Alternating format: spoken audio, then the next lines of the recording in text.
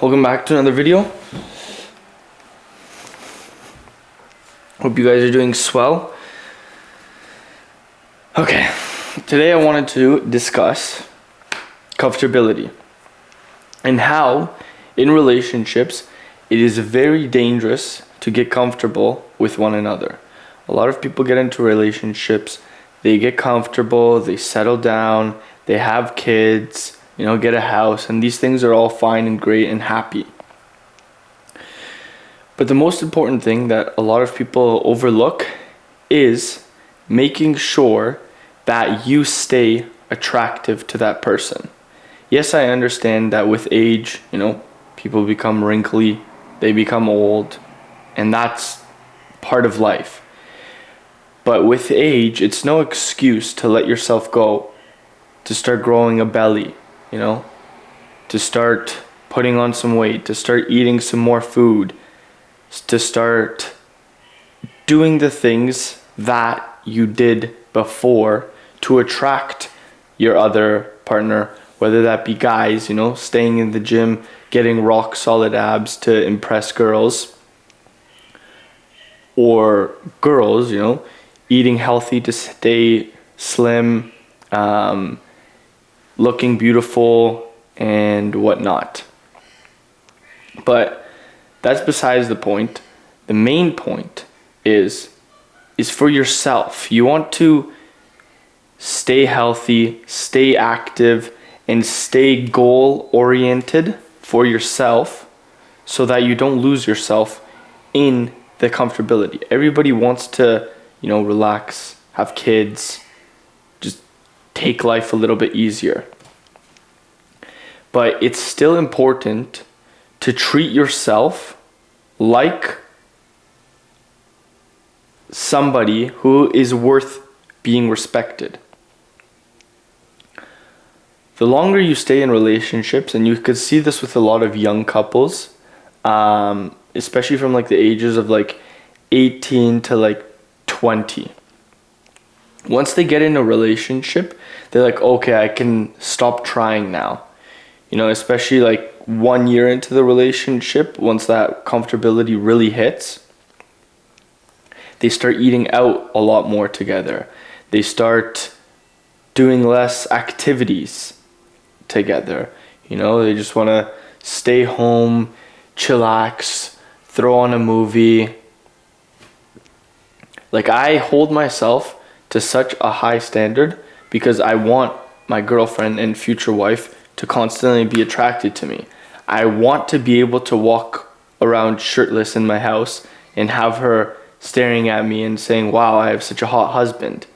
The same thing with my wife, right? I have high standards for her because I don't want some slob walking around the house. And I'm not saying that I won't love her if she's some slob. That's not what I'm saying at all, because I know some of you are going to be probably thinking that, oh, you can't love her just because she put on some weight. No, obviously I look past that. But what I'm trying to say is I hold myself to a certain standard so that she can hold herself to a certain standard as well. I hold myself to a certain standard with what I eat and what I consume because I know it's going to affect me, and what affects me is going to affect her. A relationship is one.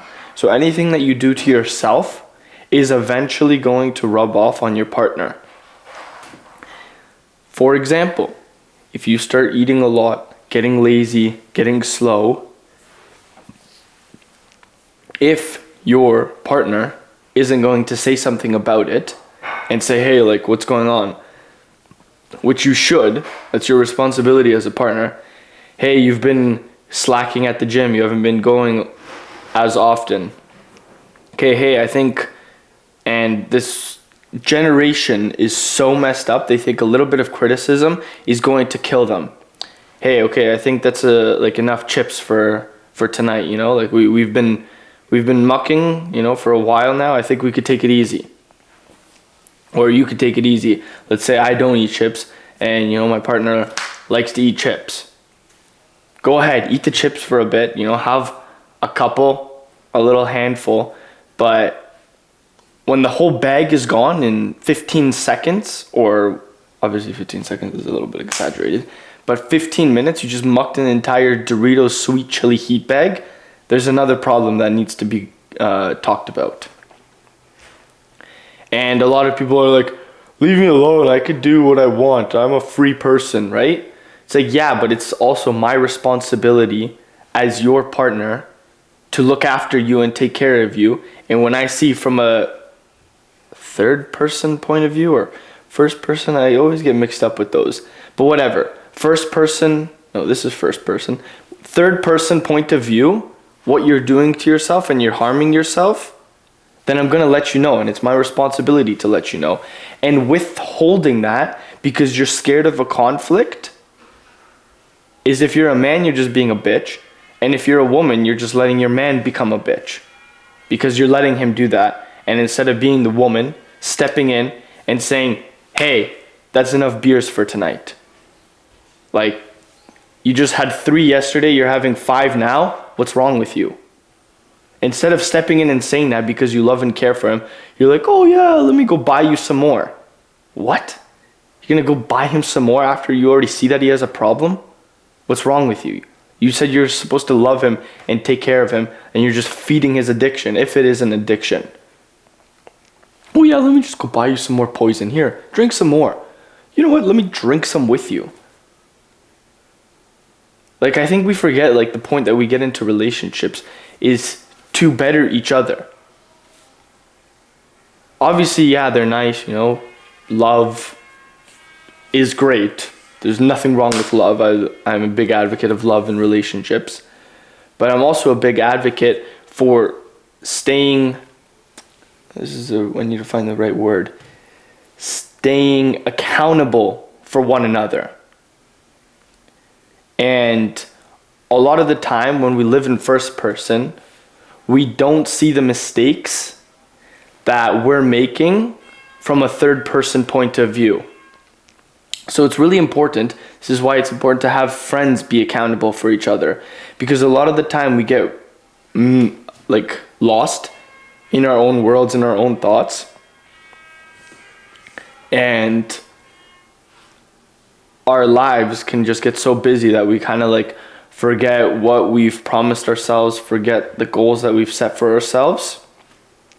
And we're so focused on like this first person point of view that we're living, when we're also making mistakes, when we're also, you know, going down the wrong path. That's why it's so important that the people that see you living in their third person point of view, say, hey, okay, you're going down the wrong path. This is what I see.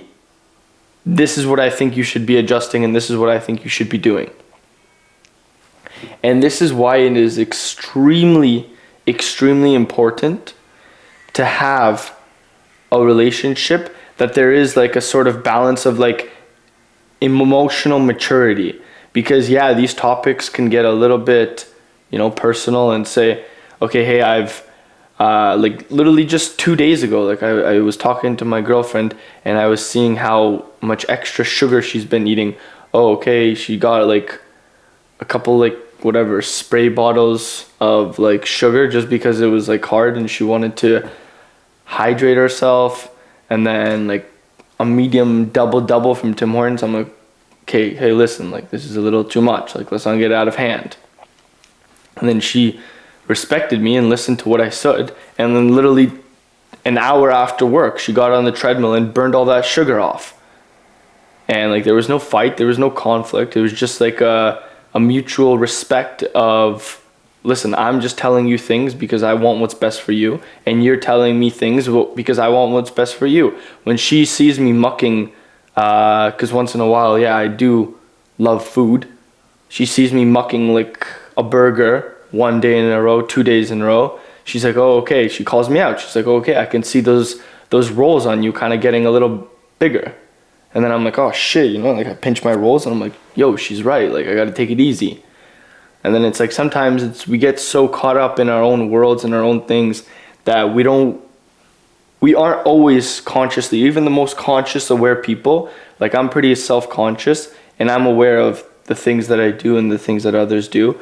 But I'm just a human, right? Like, I'll get distracted by the world that's going on, and I'll forget about my goals, and I distract myself with things that I like to do, which is one of my biggest things is I like to eat. I like to eat a lot. So, you know, like having a, not a brace, but like something to say, okay, you know, that's enough.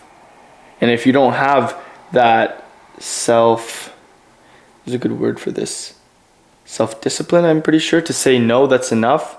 You need to make it your responsibility, if you want to see change in your life, to reach out to somebody else to help you begin with the self-discipline that you want to make in your life and the change that you want to make in your life, or else you're always going to stay stagnant.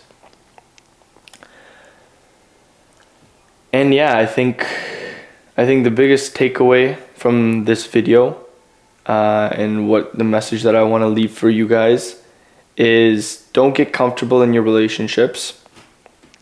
Always strive. And if you're not in relationships, don't get comfortable just because you made a lot of money, or don't get comfortable because, I don't know, you just did well for yourself, whatever. You just bought a new house, you just bought yourself a new car, you just made a really big business move. Like, just because things are going well for you, it doesn't give you an excuse to like take time, chill. Yeah, okay, one day, a couple days, you know, enjoy your wins, go on benders, you know, enjoy life, but don't get comfortable to the point where it becomes a habit, and then it just becomes a downward spiral of events of just being completely lost. Celebrate the wins, keep pushing harder, and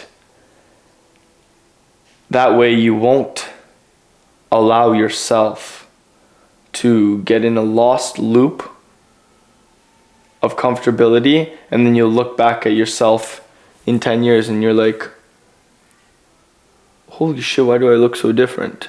And not, holy shit, why do I look so different in a good way? You're like, holy shit, why do I look so different in a bad way? Like, you know yourself if you're happy with where you're at. And most people are either too scared or they don't think that they can make a change. Like, we're creators. Like, we're here, we've been made by a creator, God. We've been put on this earth to create. So if you're not happy with yourself, your life, you can create a different one. You can create a different outcome. You just have to create different habits and different actions, which are habits. But yeah, the biggest thing is just like create different habits. The moment you start picking up different habits, you're going to set yourself up to change, and change for the better.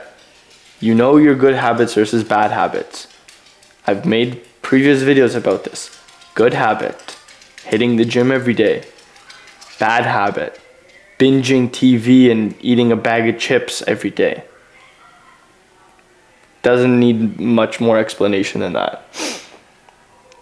I hope you guys are having an amazing day. Sorry for not posting yesterday. I got caught up. I do have a life as well. But that's no excuse. I should have posted yesterday. That's bad on me.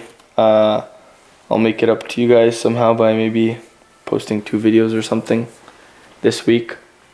Subscribe if you're new. And enjoy the rest of your day. See you tomorrow. Peace.